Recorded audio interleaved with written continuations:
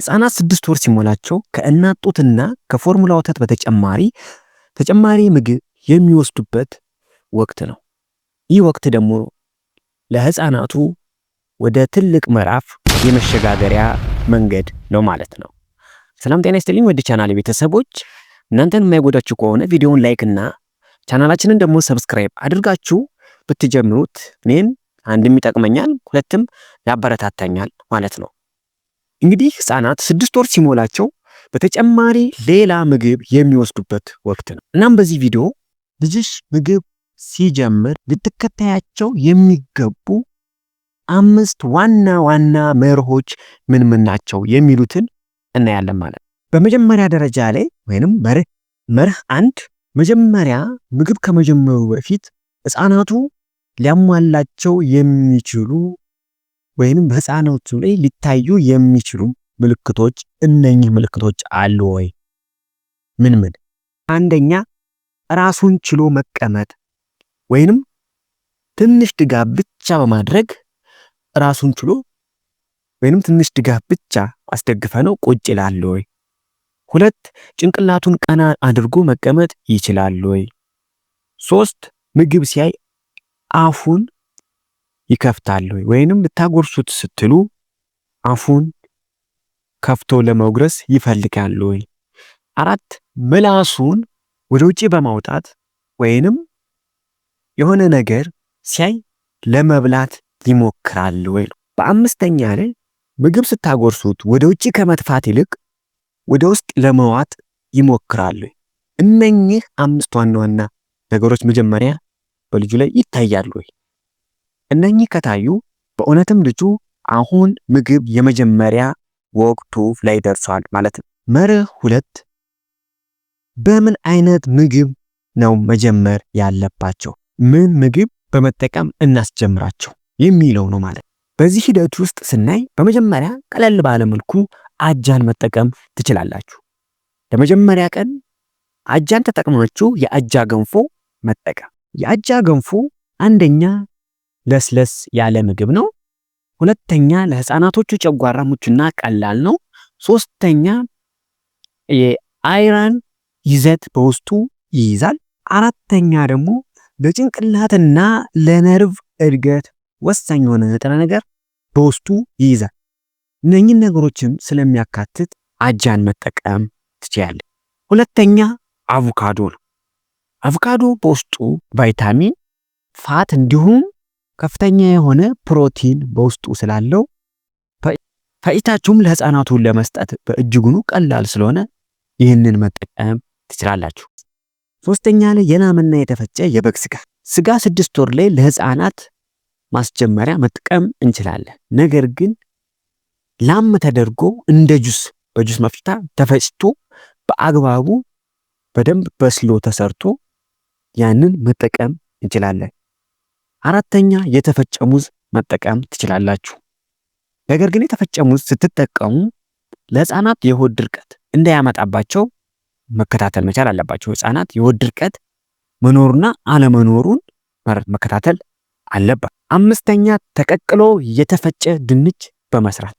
6ኛ የተቀቀለ እንቁላል ፈጭታችሁ መጠቀም። 7ኛ የበሰለ ሩዝ በደንብ በስሎ የተገነፋ ሩዝ። 8ኛ የተፈጨ ካሮት። እነኚህን መጠቀም ትችላላችሁ። ሌሎችም አሉ። እነኚህን መጠቀም ትችላላችሁ። ለምን? ምግብ ለማስጀመር ስትፈልጉ በእንደዚህ አይነት ይዘት ባላቸው ምግቦች መጀመር ትችላላችሁ ማለት ነው። ነገር ግን ቀጥታ ፋብሪኬትድ ያልሆኑ ምግቦችን እንጂ በፋብሪካ የተቀነባበሩ ምግቦችን ባትጠቀሙ በእጅጉኑ መልካም ነው። በተለይ 6 ወር ላይ ሙሉ 6 ወር ላይ እንደዚህ አይነት ምግቦችን አትጠቀሙ። ኖርማሊ ፍሬሽ የሆኑ ምግቦችን ለመስጠት ሞክሩ። መርህ 3 ላይ የምናገኘው መጠን፣ ቅጥነትና የ3 ቀን ህግ ይሆናል ማለት ነው። መርህ 3 ላይ የምንከተለው ምንድነው? መጠኑ ስናይ መጀመሪያ ምን ያክል ነው መውሰድ ያለባቸው? ይህ አንድ ጥያቄ። ምን ያክል ነው? ስለዚህ አንድ ህፃን በመጀመሪያ ቀን ላይ 1 የሻይ ማንኪያ ቢበዛ 2 የሻይ ማንኪያ ተጠቅመን መስጠት እንችላለን።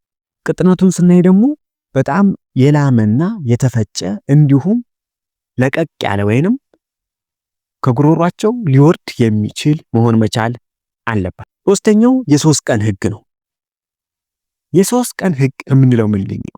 በዚህ የ3 ቀን ህግ አንድ ምግብ ህፃናት ለመጀመሪያ ቀን ሲጀምሩ አንድ ምግብ ለተከታታይ 3 ቀናት መውሰድ መቻል አለባቸው። ይህም ሊሆን የቻለበት ዋነኛ ምክንያት ለህፃኑ ያ ምግብ አለርጂ ነው ወይንስ አይደለም የሚለውን ለመለየት ማለት ነው።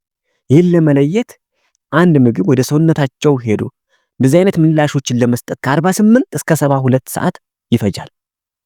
ስለዚህ ያን ለማወቅ የ3 ቀን ህግ መጠቀም መቻል አለባችሁ። ስለዚህ መጀመሪያ ቀን በአጃ ከጀመራችሁ ያንን ያጃ ገንፎ ለተከታታይ 3 ቀን ብቻውን መስጠት መቻል አለባችሁ ማለት ነው። ነገር ግን አለርጂ ካልሆነ የአጃ በአራተኛው ቀን አጃ ሲደመር ሌላ ምግብ ማለት ነው። ለምሳሌ አቮካዶ። ስለዚህ አጃ ሲደመር አቮካዶ ለተከታታይ 3 ቀን ተጨማሪ ይሆናል ማለት ነው። አጃው ከአለርጂ ነፃ ነው። ከዛ አለርጂ በዛን ሰዓት ቢከሰት የአጃው ሳይሆን የአቮካዶ ነው ማለት ነው።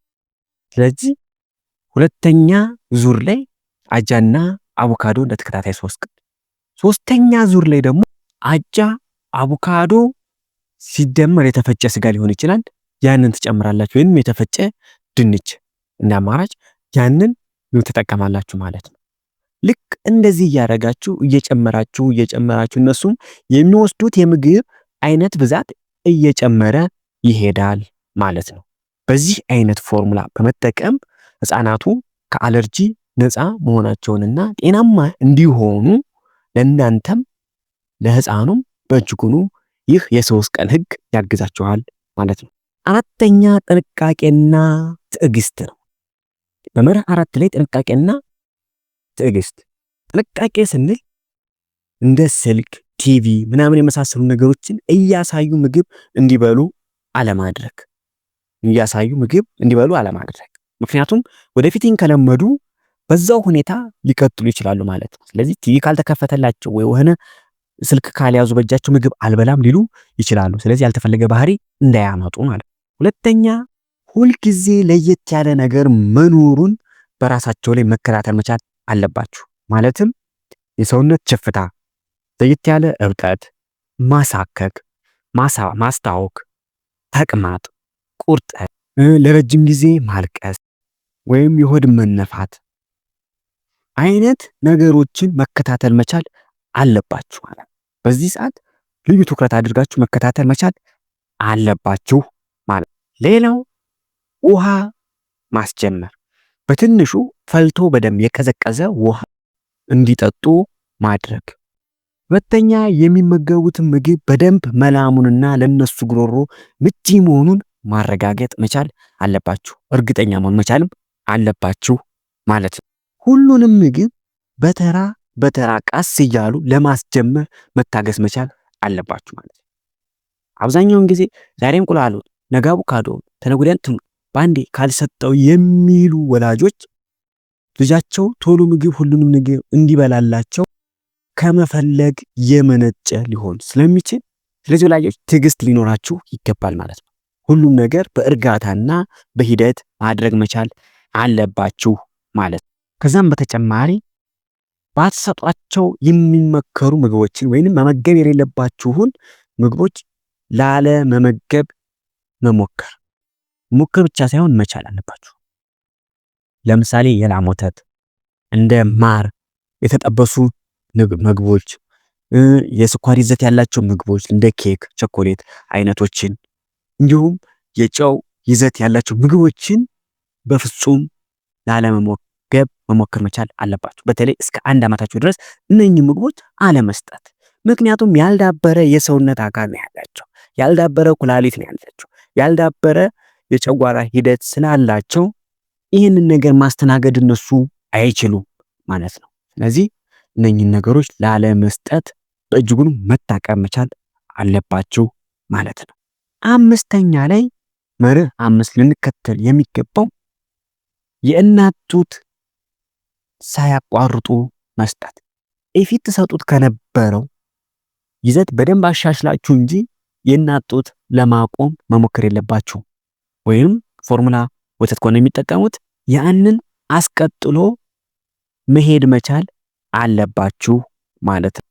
እነኚህን 5 መርሆች ተጠቅማችሁ ልክ ልጃችሁ ምግብ መጀመሪያው ወቅት ሲደርስ ምግብ ማስጀመር መቻል አለባችሁ ማለት ነው። ነገር ግን እነኚህን 5 መርሆች በእጅጉኑ ጥንቃቄ ማድረግ መቻል አለባችሁ ማለት ነው። ለዛሬ ያያዝኩላችሁ የጤና መረጃ ይህን ይመስላል ማለት ነው።